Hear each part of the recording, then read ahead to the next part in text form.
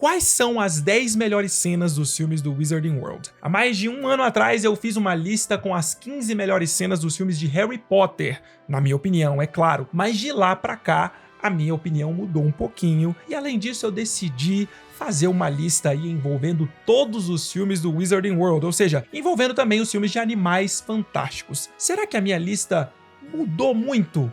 Será que vão entrar muitas cenas de Animais Fantásticos? Bom, bora descobrir. Lumos Maxima!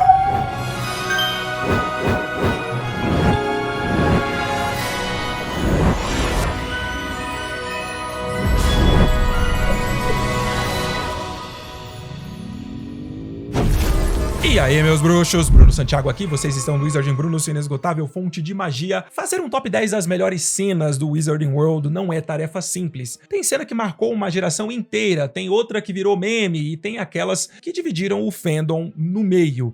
Mas hoje eu vou cravar aqui as que, pra mim, obviamente, são as mais impactantes de todos os filmes. E pode ser que você discorde de várias, tá? E aí, bora ver se a sua favorita entrou ou se eu cometi algum crime imperdoável na minha lista? Bora lá! Mas antes, um recado importantíssimo.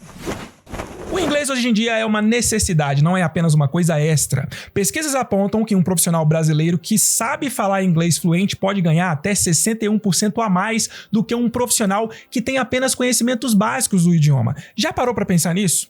Então, se você tem vontade de aprender inglês, você precisa conhecer o método BUA do professor Jonas Bressan. Na BUA, o aprendizado é certo. Tem link na descrição. Clica agora que você vai receber um descontaço para começar a aprender inglês agora. Corre lá e aprende logo inglês, porque se você não aprendeu ainda, você já saiu muito atrás. Número 10, Harry vs Draco no quadribol. Essa é uma cena que vai pela nostalgia, representando aí não só todas as partidas de quadribol, mas também a euforia que era assistir esses momentos de quadribol no cinema, cara. Sem falar que essas cenas alimentam aí demais a rivalidade Grifinória e Sonserina, que são presentes no filme do início ao fim.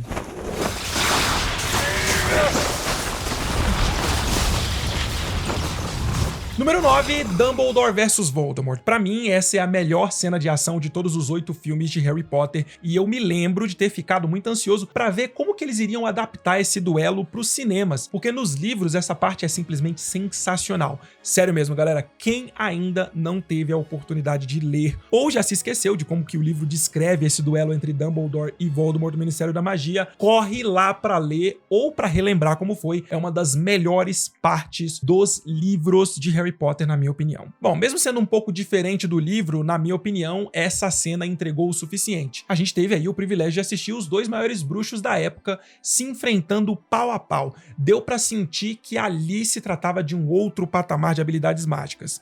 E pra ficar claro, tanto no livro quanto no filme, Voldemort perdeu pro Dumbledore, não é mesmo? Vamos deixar isso absolutamente claro, inequivocamente claro, porque afinal de contas, mesmo com todas as Horcruxes, o Voldemort desistiu do combate e foi covardemente possuir o corpo do Harry, já que ele percebeu que contra o Cacique Supremo não tinha como pra ele, né? Enfim, eu só queria jogar isso aí no universo, falei e saí correndo para a 8ª posição. Na 8ª posição, a primeira visão de Hogwarts. A chegada em Hogwarts é uma das cenas mais icônicas e memoráveis em toda a série de filmes de Harry Potter e eu me arrisco a dizer que essa cena, com os alunos aí do primeiro ano chegando nos barcos encantados sendo guiados pelo Hagrid, é uma das cenas mais reconhecidas do cinema. Mesmo quem não é fã de Harry Potter ou nunca realmente viu os filmes, reconhece essa cena. O design visual do castelo de Hogwarts é impressionante, com suas torres altas, janelas iluminadas e localização imponente à beira do Lago Negro. A construção dessa cena cria uma sensação impressionante de magia. É como se o filme quisesse dizer pra gente que Hogwarts não é apenas um castelo ou uma escola. É como se a cena tivesse dizendo pra gente que Hogwarts é mais do que um simples local. Como se Hogwarts fosse um personagem fundamental pra história. E é isso mesmo.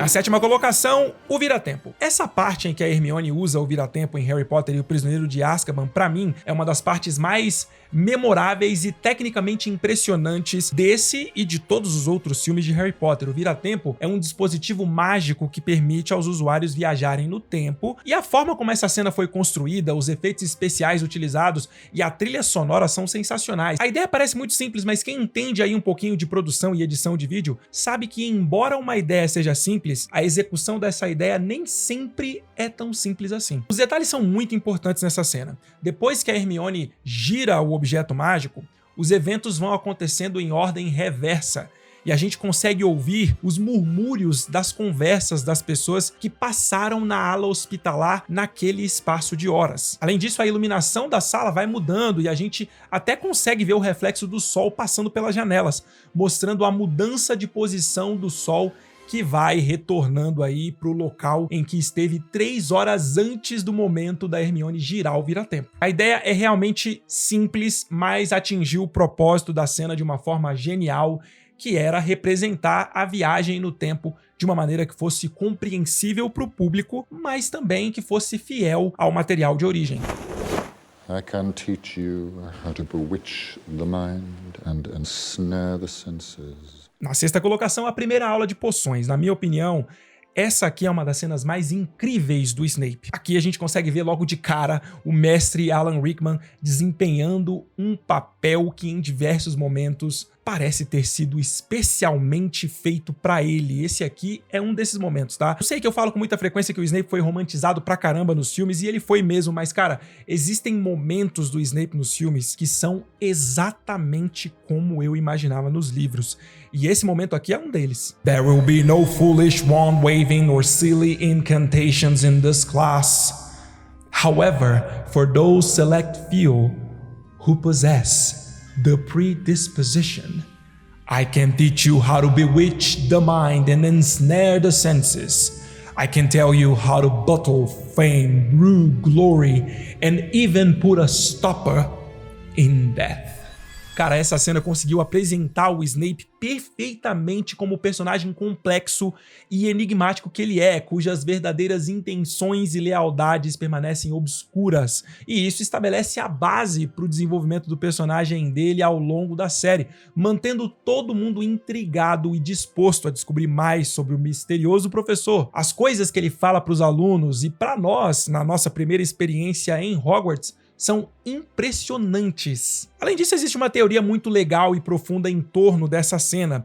Vocês se lembram da primeira coisa que o Snape fala pro Harry? E se eu disser pra vocês que, além de querer aí ridicularizar o Harry em frente da sala toda, o Snape também estava tentando transmitir uma mensagem profunda pro garoto? Pois então, de acordo com a linguagem vitoriana das flores, o asfódelo é um tipo de lírio ou lily em inglês, nome da mãe do Harry, o amor da vida do Snape. E mais, asfódelo significa meus arrependimentos seguem você até o túmulo. Losna significa ausência e simboliza amarga tristeza. Então, se a gente juntar aí esses dois significados, a gente poderia chegar à conclusão de que o Snape estava tentando dizer o seguinte pro Harry: eu me arrependo amargamente da morte de Lily. Cara, é de cortar o coração isso, velho. E tem mais, de acordo com uma pesquisa feita pelo site Bustle, o asfódelo era usado para curar o veneno de mordidas de cobra. E vejam só, Lily se sacrificou por seu filho, impedindo que ele fosse morto por Voldemort,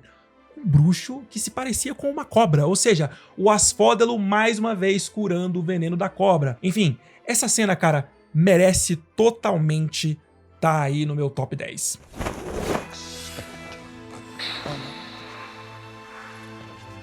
Quinta colocação, a história do príncipe. Olha, algumas partes dessa cena são alguns dos principais motivos da romantização forçada do Snape. Por exemplo, a cena em que ele entra aí na casa destruída dos Potter, que simplesmente não existe nos livros, né? Principalmente aquela cena do Snape segurando a Lilian em total desespero, enquanto o Harry se esguela de tanto chorar e o maldito ranhoso não faz nada pra acalmar o moleque. Como pai, eu fico maluco de ver essa cena, cara. Mas tirando esse momento, eu acho essa cena espetacular. Grande parte da trama passa a fazer sentido depois dessa cena. Algumas das principais respostas são dadas ali. E se na primeira aula de poções em Harry Potter e a Pedra Filosofal, Snape é apresentado pra gente como um personagem enigmático cujas verdadeiras intenções e lealdades ainda eram obscuras, nesta cena aqui a gente finalmente passa a conhecer Severo Snape. Depois das memórias que o Harry vê na penseira, a gente passa a compreender que houve mais em Snape do que o que aparentava. A gente aprende ali que ele tinha vivido em um confinamento muito apertado, emocionalmente e até fisicamente. A gente passa a perceber que durante toda a saga, Snape tinha vivido uma espécie de existência solitária e por isso ele tinha aquele ar misterioso, focado, mas depois dessa cena a gente descobre realmente quem ele era. Inocente, mas também culpado, ressentido, irresponsável, parcial, leal, vulnerável, mas acima de tudo, ele era extremamente corajoso. Ele foi corajoso até o fim. Ver o Snape conjurando o patrono com a mesma forma do patrono da Lilian é muito simbólico, cara. E embora eu ache que a adaptação dessa parte tenha romantizado o Snape de uma forma bem exagerada, coisa que o livro não faz, ainda assim, essa é uma cena espetacular porque tem muita emoção envolvida do início ao fim. Por causa dela, a palavra always, ou sempre, se tornou um símbolo do sacrifício e do amor incondicional dentro da comunidade de fãs de Harry Potter. Embora eu considere também o grande símbolo dessa romantização do Snape. Quarta colocação, Piertotum Locomotor. Lembra do que eu falei? Que dá a impressão que o filme de Harry Potter e a Pedra Filosofal quisesse apresentar Hogwarts como um personagem na primeira visão do castelo? Então, essa cena aqui pra mim, no filme final da saga, é um fechamento e confirmação disso. Disso que a gente viu lá no primeiro filme da saga. Aqui a gente vê Hogwarts como uma entidade viva. É claro que o Piertotum Locomotor é um feitiço de transfiguração. Esse feitiço te permite animar objetos e controlar eles. Mas aquelas estátuas não estão ali à toa. Elas certamente foram colocadas ali para defender o castelo. Então é como se o castelo estivesse entrando em guerra também, como se Hogwarts estivesse na batalha. E aí a combinação da cena com a trilha sonora Statues de Alexander Desplat é espetacular. As estátuas vão caminhando no chão no ritmo, no tempo da trilha sonora. Vocês já repararam isso? E aí a cena consegue transmitir a seriedade, a urgência do momento e a própria McGonagall se apresenta diferente ali. And his name is Voldemort. Filius, you might as well use it. He's going to try to kill you either way. Cara, isso é sensacional. Hogwarts corre perigo. Guarneçam os muros, protejam-nos, cumpram o seu dever para com a nossa escola. E aí a cena finaliza com os professores Flitwick e Slughorn e com a senhora Weasley conjurando feitiços de proteção. Protego Maxima, Fianto Duri e Repelo Inimagorum. Tudo harmoniza com a cena e com a expectativa e iminência da batalha. Essa cena, cara, é espetacular. Hogwarts without you, Hagrid.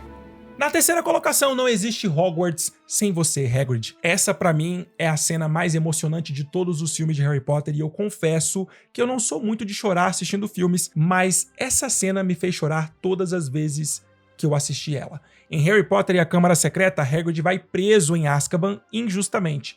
No fim do filme, ele finalmente retorna para Hogwarts, depois do mistério da Câmara Secreta ter finalmente sido desvendado por Harry, Rony e Hermione também. Eu acho essa cena tão incrível porque nela a gente consegue ver a conexão fortíssima que existe entre o Harry e o Hagrid. O Hagrid esteve presente em todos os momentos mais importantes da vida do Harry, desde quando ele ainda era um bebê e tinha acabado de sobreviver ao Voldemort, passando pela primeira experiência do Harry no mundo bruxo, até o momento em que supostamente ele estava morto. É o Hagrid que vem trazendo o Harry nos braços, vindo da Floresta Proibida até o castelo de Hogwarts. Eu acho que nessa cena, tanto o Harry quanto o Hagrid demonstram todo o amor e carinho que eles sentem um pelo outro. É um dos momentos mais ternos da saga. A combinação da trilha sonora Leaving Hogwarts, do mestre John Williams, com a emoção do momento harmoniza perfeitamente com um final de filme. Harry declara uma coisa que todo fã de Harry Potter compreende muito bem. Realmente, não existe Hogwarts sem o Hagrid. Ele é definitivamente um dos personagens mais queridos e amados pelos fãs. Ele é um símbolo de Hogwarts. E uma curiosidade super legal sobre essa cena é que ela é uma criação do filme. Não existe essa parte descrita no livro. Ainda bem que eles colocaram essa cena no filme, porque teria sido uma perda gigantesca, uma perda e tanto não poder assistir esse momento.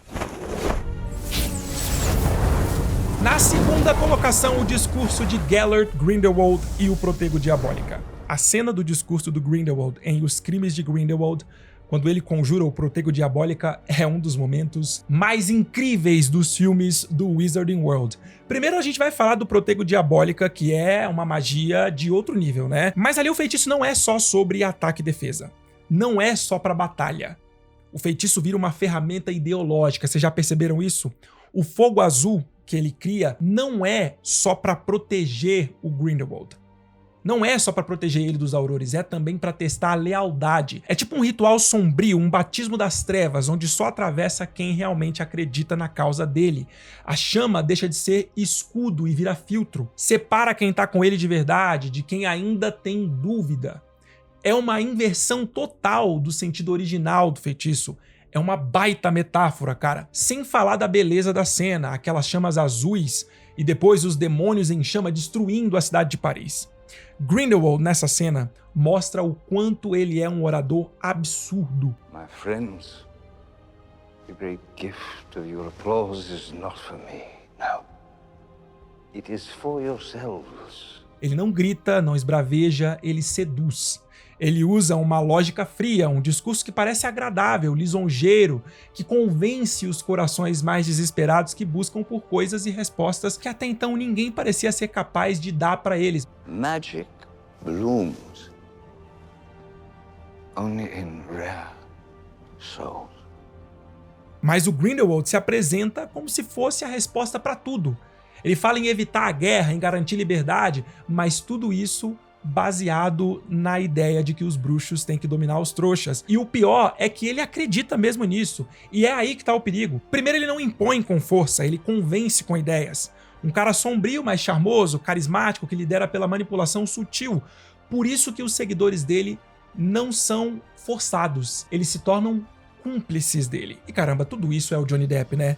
Johnny Depp segura muito bem essa ambiguidade como poucos. O Grindelwald dele é calmo, quase gentil, mas com um olhar que arrepia. Ele ameaça com um sussurro, e isso é muito mais assustador do que um vilão gritando. Ele passa a vibe dele de vidente mesmo, de um cara que acredita profundamente no que tá falando, e isso deixa tudo mais intenso. É difícil imaginar outro ator entregando tanta presença com tão pouco. É por isso que essa cena funciona tão bem. Roteiro, direção e atuação estão 100% alinhados. Aliás, um dos raríssimos momentos em que o roteiro foi bem trabalhado em Animais Fantásticos, né?